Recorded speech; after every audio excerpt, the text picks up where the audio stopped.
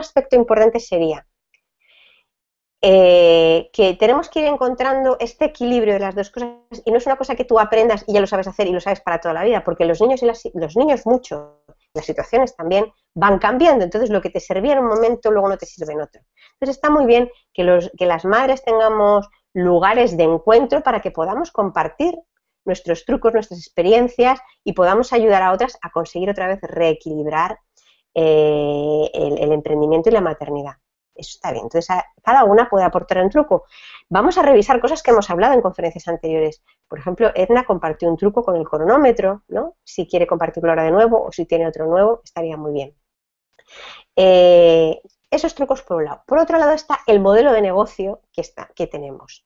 Si nosotros, imaginaos que tenemos un modelo de negocio que es atención 1 a 1 porque hacemos un tipo de coaching o un asesoramiento, una consultoría sobre algo, y a lo mejor atendemos a nuestros clientes a través de Google Hangouts, ¿no? Por ejemplo. Y claro, cada hora de trabajo que dedicamos es una hora que no estamos con nuestros hijos y además a la hora que sea el cliente. Eso es poco escalable, entonces eso tiene que tener un precio alto porque tiene que ser en un momento determinado atención exclusiva a eso que estás haciendo y no puedes dar muchas horas de eso, tienes que dar pocas. Entonces aquí Neus yo creo que nos puede compartir cosas muy interesantes que hemos hablado sobre eso. Entonces, ¿te interesa tener un modelo en el que gran parte de tus productos sean productos más que servicios y que se vendan de manera, y tenerlo preparado para venderlo de manera automática? Y que cada cosa tenga su precio adecuado a el tiempo de tus hijos que tú estás entregando. Ya